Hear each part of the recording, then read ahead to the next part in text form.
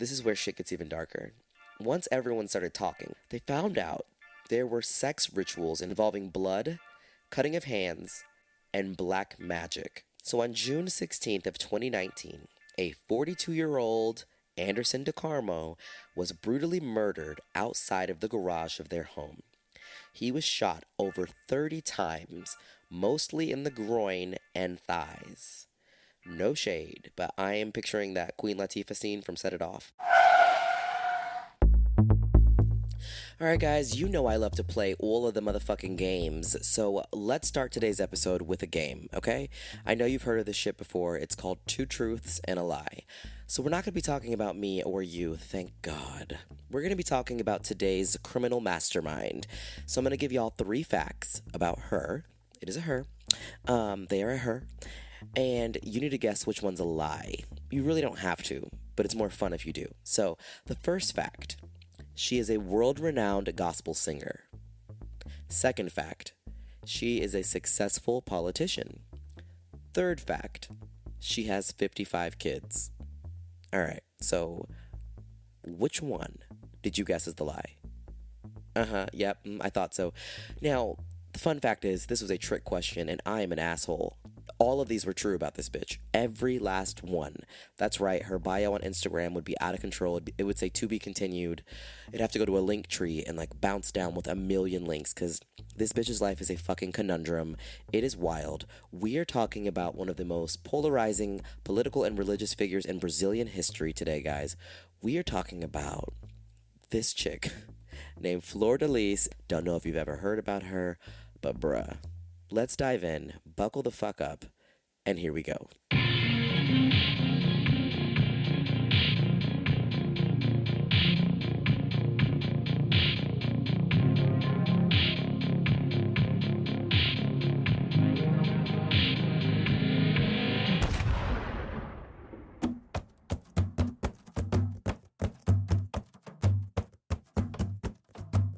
Alright, guys, first of all, I want to thank you all for listening and for supporting me and for letting me know and giving me feedback that you're enjoying, my little swing at true crime, doing it my way in my Usher Raymond voice. So, thank you guys for tuning in. I also, starting this episode off, I want to point out that the last 3 episodes were about fucked up Geminis. And as a Gemini myself, I am very excited to announce that today's bitch is a fucking Aquarius. So fuck y'all and get off our dicks, because Geminis are good people as well. Not every psychopath is a Gemini. So today's story has like more layers than fucking Trident. So I need you guys to follow me here. I'm going to do my best to not get you guys lost, because Flordelis is a Florida fucking mess. So let's go ahead and start with her, where her story truly begins, which is when she's born as a fucking Aquarius on February 5th of 1961 in a violent, fucked up neighborhood also known as a favela or a slum in Rio de Janeiro. So Flordelis, she's born to these parents, they were heavily involved in what some would go on to call the Pentecostal cult movement of the time. They were members of the Assembly of God, which was Brazil's largest evangelical church. Flordelis came of age during the second wave of Brazilian Pentecostalism. The first wave had spanned over 40 years or so, between 1910s and 1950s. So the 60s on through, I believe, the 90s was like the second wave. So she was no stranger to being around children. When she was a kid, her parents used to use their home as a daycare for all the kids in the neighborhood. Allegedly over 100 kids is what I heard on another podcast, which is wild. Now, her father and brother died in this crazy-ass car accident when she was like 14. And that shit, rocked her shit, of course. But she really found, solace and peace in church and, with Christ. So as a teenager, she would travel to different Pentecostal churches and as a singer. And she would also lead prayer meetings, and she would even be like out there witnessing to and like trying to convert the badass kids and like child gangsters and child drug dealers out there who, she wanted to convert them from a life of doing hood rat shit to a life of, being on crack for Christ. I really want to describe what Brazil was like at the time from based on my research, because we're going to go from her being a teenager and we're going to be skipping basically to the late 80s, early 90s, which is where her story truly begins. We do know that she had three biological children sometime between like the early to late 80s. She had three kids, a daughter named Simone and two sons, one named Flavio and one named Adriano. She had them with some dude that like pieced the fuck out and left her as a single mom. So let's talk a little bit about Brazil for a second. It was the wild, wild west, but with a tan and on crack. Fucking wild.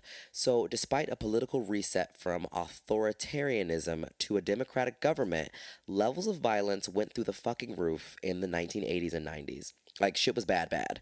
It had gotten so bad that at one point, Brazil was considered the most violent nation not in a state of war, which is wild. In fact, from 1980 to 2002, the homicide rate in Brazil more than doubled, and in Sao Paulo City specifically, the rate more than tripled. Now, I don't know if y'all have seen that fucked up movie about these preteen and like teenage gangsters in the streets of Brazil. It's called City of God. It's like super fucked up. They're all like gang banging and like killing each other, but they're like kids. It's wild. That was like low key based on like a neighborhood like Flordelis's, like her favela, like her fucking hood ass shit. And she's also out here witnessing all this shit, and she's like, I want to talk to these kids about Jesus and save them. So we're going to zoom back in to her life. We've done a little time jump. I'm not going to be like, what is it, the Game of Thrones House of Dragon, where they do a fucking time jump every 10 minutes. No, we're just going to do one. And we are going to be in 1991. And we have Fleur de Lis. She's 30 years old. She's still living in the hood. She's a teacher at this time. She's got three kids. And she's trying to do a lot of outreach with the youth and try to save them from their thuggish, ruggish lives. And this is the year where she adopted five boys from the streets. She's like, y'all aren't going to be hoodlums. I'm going to adopt you. Now, one of those boys was a 14-year-old named Anderson do Carmo. Now, he was an outgoing kid who left his own family to join Fleur de Lis's little Brady Bunch that she was building. Now, this kid, he briefly dated Fleur de Lis's biological daughter, Simone, but after they broke up, he shifted his 16-year-old romantic focus to who other than fucking Fleur de Lis. Wild. Mind you, this bitch was a whole 32 years old at this time, and she's like dating this teenager. Now, when he turned 18, when she was 34, they got married. So you have this kid, Anderson, who has gone from her adopted son to almost her son in law, I guess, because he was like dating her daughter, to her husband, all before he can legally drink. But the plot thickens. So you have Fleur de Lis, and she's running this sus ass house of at risk youth. And in her brain, to this day, when she looks back and she tells stories about this time in her life, she thinks she's motherfucking Teresa, like Mother Teresa. Like she thinks she's a saint. And so the way she tells stories about this time, after she committed the crime that we're going to get into, people started to really question these stories. But I loved this article I read in the New York Post by a journalist named John Lee Anderson, who fucking sat down with Fleur de Lis in 2021, and they decided to do some reminiscing, and she starts talking about her glory days in the 90s. And so this is from her perspective what happened. So at one point, Fleur de Lis told him that she rescued a young man from a death wall where drug gangs torture and often kill people they suspect of betrayal. Fleur de Lis said, "A mother came to me to pray for her kid, but I decided to go after him because I knew he was still alive. I went to the place of execution. The traficantes recognized me for my work I did with the ministers, and they let me pass. The boy had been tied up and badly beaten, so I asked for his release, and the men brought me to speak to their chief, at his home." Get this shit. She goes, "I traded my life for the boy. I said, if he does something wrong, then you can come after me and kill me." They accepted the challenge and released the boy, and Fleur de Lis took him home. Woo! I mean, powerful. Allegedly, another day, she said she had gone to try and like convert and like pray for people at Central Station, which was like drug addict and criminal and homeless city. So she was out there and she said she met a girl who had just left her baby in a vacant lot. And she goes, "That was Ryan, the first baby I took home. I left my address with the baby's mother. Not long afterward, there was a massacre of street children, and Ryan's mother gathered up the survivors and brought them to me. In the blink of an eye, I had 37 children," she said. 14 of them were babies, she said she was 33 years old at this time. Which obviously, I heard that shit and was like, "Excuse me? That checks out. There actually was a fucking massacre." Apparently, in July of 1993, a massacre of a group of children outside the Candelaria Church in Rio de Janeiro occurred at the hands of off duty military police. But it wasn't an isolated incident. So this church, it was known for having homeless kids like sleeping outside, and they just like pow pow pow pow pow shot up this fucking group of kids. So according to the federal police of Brazil, almost 6,000 children were killed between 1988 and 1991. I guess there was like this fucked up ongoing war between the police and these, child gangsters in the favelas, which is wild. Most of these kids came from rural areas and shanty towns. They didn't go to school, they didn't get jobs, so a lot of them ended up engaging in like theft and drugs and prostitution and other illegal activities. So when the kids got old enough to interact with organized crime groups, drug traffickers, and the police, they also faced the danger of extermination groups. And these were groups composed of police officers, ex officers, and vigilantes who stalked and preyed upon killing these street kids. Google it at your own risk. Shit is real. Back to Flordelis. So, granted, don't know where these 37 kids came from, really. However, the story about the massacre checks the fuck out. So, now at this point, we have this 34-year-old lady, her 18-year-old husband, and all these fucking street kids. So, according to the New York Post article, Flordelis never formalized the early adoption she made, and the Brazilian courts accused her of illegally harboring underage children. Initially, she kept the family in a tiny two-bedroom home, which, really, bitch? But after the judge ordered her to give up custody, she fled with the kids. So for a time, she claimed they lived on the street until a young man offered them the use of his modest apartment where they stayed hidden for 4 months. She next found refuge in a favela controlled by a drug gang, but after discovering that the newspapers were referring to her as an abductor of children, she decided to seek help. So she arranged a meeting with the United Nations official who worked on youth issues and with the head of the children's advocacy group, who they were the people that were hunting her down. She had a meeting with them, and she said she got them to take her side, and they liked her, they loved her story, and they created the Flordelis Family Home Association as an umbrella group. And they agreed to rent a home for her and all these fucking kids.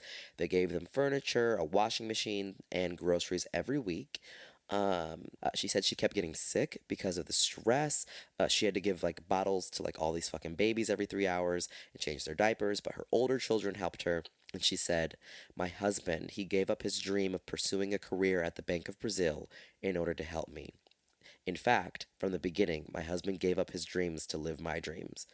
Bitch, your husband was a fucking child. Anyways, I can't. So, around this time, Flordelis and her husband Anderson, they start this church, and it's the Ministerio Flordelis, and it started in the garage of one of the houses they lived in. So we have Flordelis and Anderson and their kids. They would be having these prayer meetings in the garage, and then the neighbors started coming. And then her sponsors were like sending friends because they're like, "Oh, this bitch can sing too. Like, not only is she like praying in her garage, but she can sing." So her neighbors were like, "Yeah." So they actually built a stage for her, so where she gave these like weekly gospel performances outside. So we got Flordelis and Anderson. Basically, she's like a SoundCloud rapper for Christ because they took her mixtape and they got in a car with a loudspeaker and like drive around through these hood neighborhoods and play her music. So they were trying to evangelize and attract these, traffickers, addicts, and boys and girls from the drug trade. And she said she wanted to rescue them through music. So she eventually had these big monthly vigils with music and prayer, like fucking jamborees. Interest is growing around her. Now in 2002, Flordelis and all her fucking herd of all these fucking kids, They appeared on one of Brazil's top rated talk shows, and the host dubbed Flordelis with the title of the Mother of the Nation. Now, that TV appearance made Flordelis fucking famous. In 2006, a prominent Brazilian director decided to make a movie about her life. 27 huge fucking Brazilian actors, like big ones. They all took part of it and they did it free of charge and like donated any of the proceeds because they were like, this is Mother Teresa. Like, we need to like do this project and celebrate this angel who has rescued all these fucking kids. Now, apparently the movie didn't make a lot of money, but it did alter the trajectory of Flordelis's life and the life of her clan. So after the movie, Flordelis got signed to Brazil's biggest gospel label and landed a major fucking contract, which was a game changer. So picture it. We got this bitch that started at the favela. Now she's selling out concerts with hundreds of thousands of people packed into stadiums to see her touring the world. Like, she is over the years became a massive pop star for Christ celebrity. Like, it's kind of crazy. Now, I do want to take another second and talk about her music career real quick because, believe it or fucking not, to this day, despite what you're going to learn to be the heinous crime she committed, this bitch still has over 30,000 monthly listeners on Spotify. And I was really shocked by this. And then I decided to look up how many monthly followers R. Kelly has, and he has 4.5 million monthly listeners on Spotify. So I guess it's not really that crazy. I guess people just don't give a fuck about who they're listening to or what those people do. Anyways, her music, it's actually pretty fucking good. I can't lie. She has a really good voice. I'm not gonna lie. It's powerful. It's deep. It's commanding. It really like evokes a lot of emotion, and like the music, it's like this gospel, like Brazilian gospel music. So I can really hear and understand why people listen to her voice and they were like, "Wow, I'm moved. I love this bitch. Like I'm about that life. Like, I'm gonna find Jesus too. I'm gonna look behind the couch. We're gonna find Jesus." And honestly, I was letting her music play the other day, and I wanted one song to play, and I looked up and like four had played, and I was like, "Get this shit off my ears." So, in addition to becoming an international gospel singing icon, Fleur de Lis had another dream, and allegedly, this was inspired by an actual dream she had where God spoke to her, and it was to become a politician. Now, she ran for city council in 2004 but lost. But years later, after she was famous and after she was like this international star, in 2018, she was elected to the Chamber of Deputies in Rio de Janeiro by a landslide. She got over 200,000 votes. So, now that we got this backstory, and we have this famous gospel star, politician, Mother Teresa, this saint who has now 55 children at this time. We know what she wanted us to believe, her home life and her family and what she was actually like. But it's time to get into the real motherfucking tea. So first of all, let's call a fucking thing a thing. This bitch literally built a fucking cult. It wasn't just like children. And the whole thing about her being their mother, they did not have that type of relationship. This was a fucking cult. Now, she strategically adopted these children, who are now adults. By 2018, I believe all of them were adults, and I believe she had like quote unquote grandkids by this time. And she had built, they had this unwavering loyalty to her. Like, everyone wanted to make her happy, they wanted her approval. She was their fucking savior. And it wasn't just because she got them off the streets, it goes deeper and it's more fucked up. Now, her children, adopted, and even her blood, biological children, would go on to later explain how Fleur de Lis created an hierarchy within the house and favored her first batch of kids, aka she called them first generation, which included her three biological kids and the first five she adopted, which included her fucking husband. I know. So apparently, the first generation, first gen kids, they got private rooms and they got to eat whatever they wanted. But the other kids, they only got plain bread and butter. They shared rooms with each other, and they also claimed that they were abused sexually and physically. Now, this is where shit gets even darker. Once everyone started talking, all these, like, fucking kids, they found out there were sex rituals involving blood, cutting of hands, and black magic. I know. I know. It was also mentioned that Flordelis did not act like a mother at all and was more like a cult leader, youth pastor, deity than a mother. And this gets corroborated by the story here of one daughter how she who talked about how when she first started having her period, like as like a preteen like child, she went to talk to Fleur de Lis, and Fleur de Lis was like, bruh, I don't have time. She sent her to go talk to her designated sibling who took care of her, who was a fucking guy.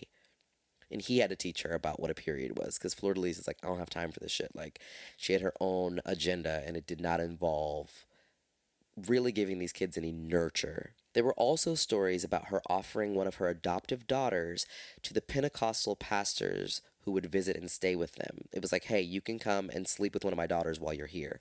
But it was only like her adoptive daughters that she would pimp out to these Pentecostal pastors that would come and stay with them. And one of her former adopted sons told a story about how when he arrived at the house, he was forced to undergo a ritual to purify himself, and that meant he had to stay in a room by himself for a week.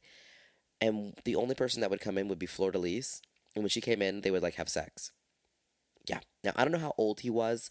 I don't know if he was of age. There's not a lot of mention of age here. And because her quote unquote children stayed with her well into their adulthood, it's really hard to tell. So we know that she's having sex with members of this cult that she called her children, but Anderson, her husband, is also having sex with the adoptees. Now, once again, I don't know ages, but I know that it was like it wasn't her.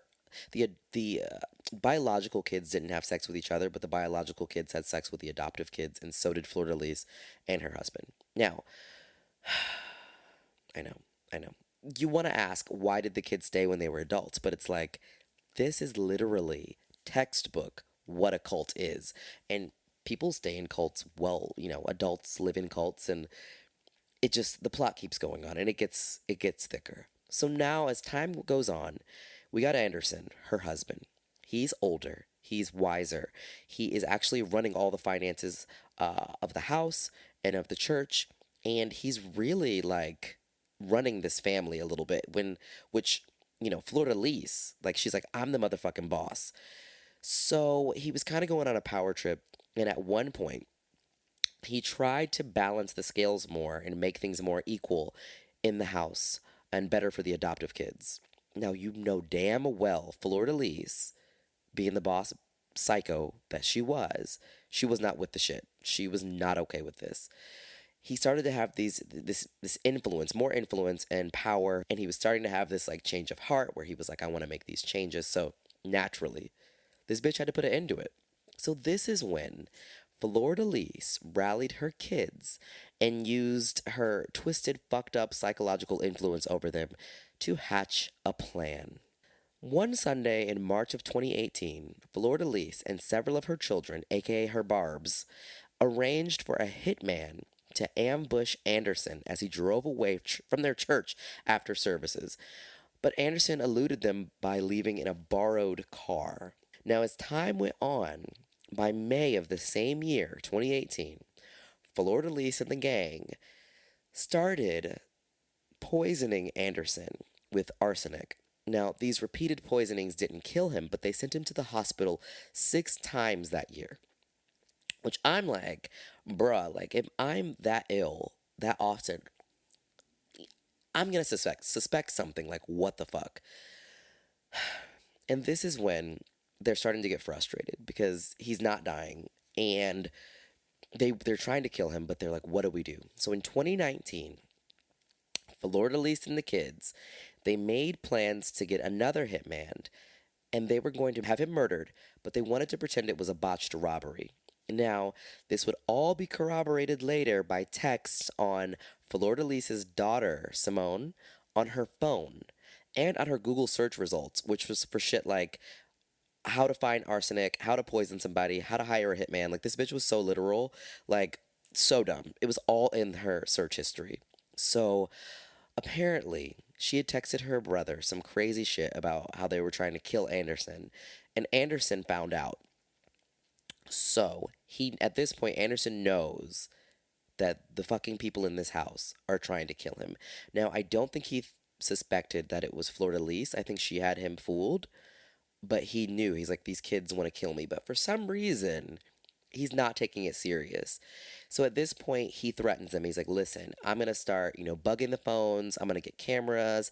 And that's when Flordelis and the kids started using burner phones. And they were going to relieve Flordelis and their house of Papa Brother Anderson once and for all. So on June 16th of 2019, a 42-year-old Anderson DeCarmo was brutally murdered outside of the garage of their home. He was shot over 30 times, mostly in the groin and thighs. No shade, but I am picturing that Queen Latifah scene from Set It Off. I'm picturing that, but also to shoot someone repeatedly in the groin, 30 bullets and the majority are in your groin, you gotta hate that person. Like, you gotta hate them.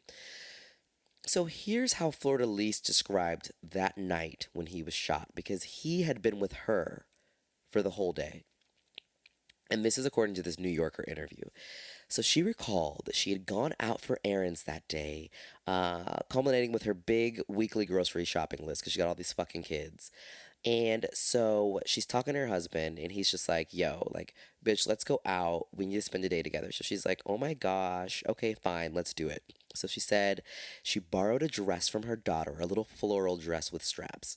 Mind you, whenever she does these interviews, she makes everything sound so, like, fluffy and light and cute.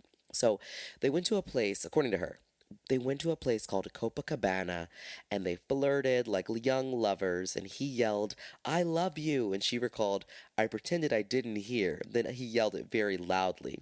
Then he sat me on the hood of the car and we talked about our life. My husband was romantic. We had this game of slapping hands and saying that we were an unbeatable pair. Then there was a moment when I ran. He ran after me. I threatened to throw sand on him. Then he stopped. And then I remembered the hour and I said, Love, we have worship today. It was already dawn. We got in the car and left. At home, the gate control had a glitch, so Anderson got out to hit it and make it open. As Flordelis climbed the stairs, heels in hand, she saw that he had lagged behind to peck at his cell phone. She looked at him and said, Darling, don't forget to close the gate. It was the last time she saw him alive.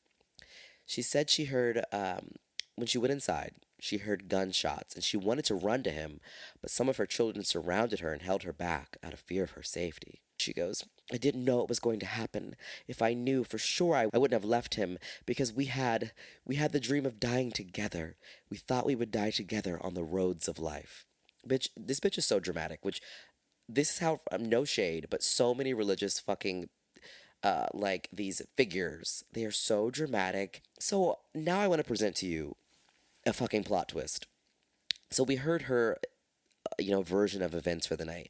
Well, tell me why, when the police later investigated, they found out that this hoe, her and fucking Anderson, were at a fucking swingers club. They were not at the fucking Copacabana. They were at a swingers club getting some whatever it was they're getting, and not to yuck anybody's yum, but bruh, really? And to make matters even worse, what they found out is that they were regulars at the swingers club, and she used to go. Her and Anderson used to go with her blood daughter Simone and Simone's husband.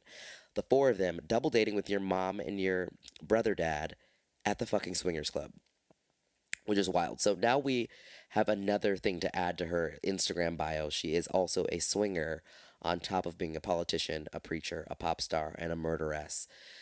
So, police ultimately determined that it was Flordelis' 38-year-old biological son, Flavio, who was the person who shot the shit out of Anderson.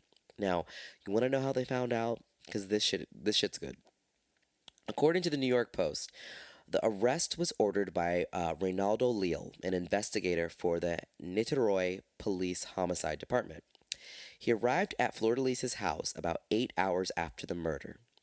Officials had gone to the scene to collect forensic evidence and were still interviewing and identifying everyone who lived there. Mind you, it's like a million fucking people. Now, the family members suggested that Anderson had been the victim of a bungled robbery attempt, but no one admitted to witnessing the attack. Now, apparently, the mood in the house was unwelcoming, and when Leal met Flordelis, he said he began to feel something was fucking weird. Now, As police ran background checks on all the fucking people in the house, they found an outstanding warrant on an old drug charge for Lucas, who was one of Flordelis's many adopted sons, and they arrested him. Now, they examined a video footage from the security cameras mounted on their entrance gates of their house. The camera faced the street away from the place where Anderson had been killed, but it revealed that about 20 minutes before the murder, an Uber had dropped off Lucas, waiting a while, and then driven off with him inside. Now, in custody, Lucas told the police that his arrival that night had just been a coincidence. He'd moved out of Flordelis's house a few months before, and he was selling drugs in the area and was like, yo, like I'm selling drugs in this favela down the street, and he was going out dancing. So he wanted to drop off the drug inventory at the house for them to hold, for safekeeping until, he could finish, bailando, which, bruh. So the police suspected that he knew more. And they were like, we're gonna fucking break this bitch. So they attempted this crazy ass bluff. They told him that they'd apprehended the Uber driver that drove him to the house. And they tricked him by saying the Uber driver was talking. Like, the Uber driver is telling us shit. He is like snitched on you. He told everything, which, I mean, poor Uber driver. But the ploy worked. Lucas admitted that the same driver had taken him to a favela a few weeks earlier to buy a gun. But he didn't know what it would be used for, and he did not know it would be used to commit the murder of Anderson, allegedly. He had bought it as a favor to Flavio, who is, Flordelis's biological son.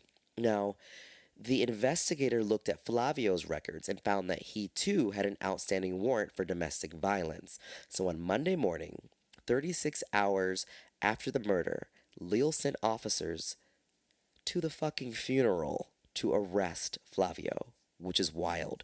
You murder your, like, low-key, not really brother stepdad guy, and you show up at his funeral. So in dramatic fashion, the police show up, they arrest Flavio from Anderson's funeral. So once in custody, Flavio sang like a motherfucking bird. He confessed to taking part in the killing immediately. But the confessions did not end the investigation.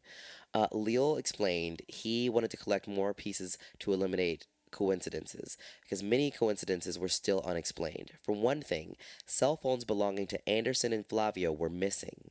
No one could tell them where they were. And on June 19th, when officers went to the apartment to search for the phones, they didn't find them. Instead, on the dresser in Flavio's room, they found the gun that had been used to kill Anderson. Like, sloppy. So sloppy. It was a 9mm Bursa, an Argentine-made semi-automatic. Now, there were no fingerprints on the gun, but get this shit. There was a pubic hair, which forensics traced to Flavio. And this, ladies and gentlemen, is why we fucking manscape. And this is also why you don't scratch your balls and then use a fucking gun. This is wild. His fucking pube did him in. So through a series of texts, police were able to ascertain that Flordelis wanted a divorce from Anderson, but knew that a divorce would scandalize her Christian career and persona and, this bitch that she wanted everyone to believe she was.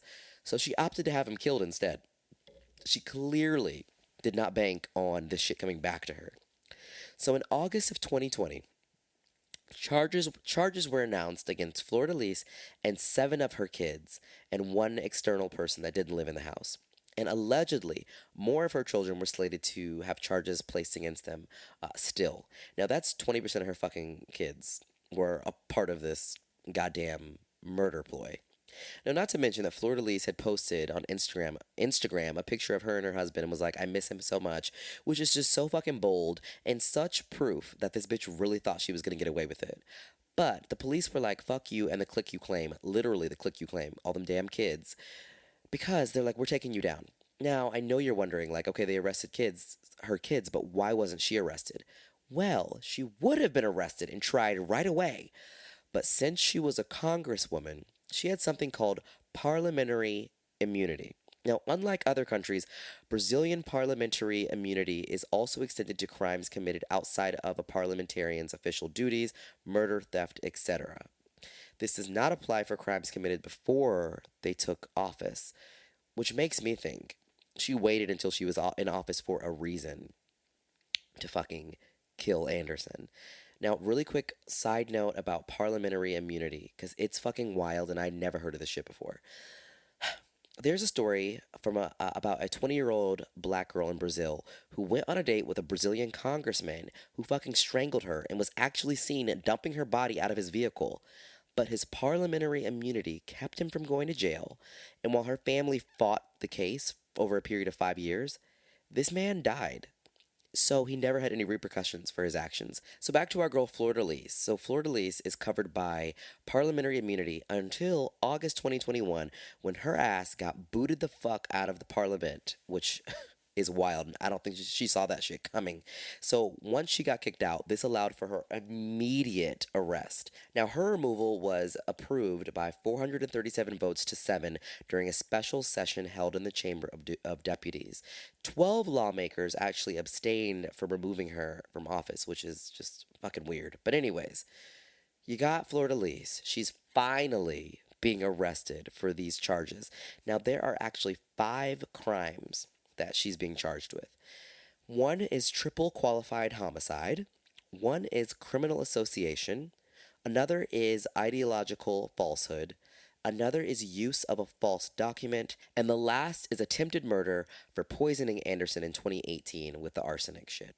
Now, up until her arrest, mind you, Flordelis was living her fucking best life, and she was still living with her fucking kids in the same house, and she's singing still, she's preaching still to a much smaller congregation, but still preaching, doing interviews, which is wild. She had actually been technically, like the courts had said, you can't associate with your kids, but she was like, fuck y'all, I do what I want, I'm Flordelis, I'm untouchable.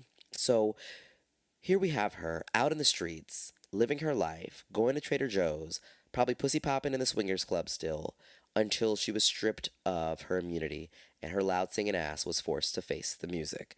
All right, so we're going to fast forward to November 2021 when the jury court of Niterói convicted her 2 sons with the murder of Pastor Anderson de Carmo. So Flavio dos Santos Rodriguez, Flordelis's biological son, he was accused of having shot the victim and was sentenced to 33 years, 2 months, and 20 days in prison in an initially closed regime. He was convicted of the crimes of triple qualified homicide, illegal possession of a firearm, use of false documentation, and armed criminal association. Lucas Cesar dos Santos de Sousa, her adopted son, was accused of having been responsible for acquiring the murder weapon and was sentenced to 7 years, 6 months in prison in an initially closed regime for triple qualified homicide. So presently, to this day, we have Flordelis. She's awaiting her trial, and I believe she's still being held in prison. And this shit is just so fucking wild. But like, I'm very thankful that justice is seeming to prevail. There's so much evidence against her. This bitch is definitely going to jail.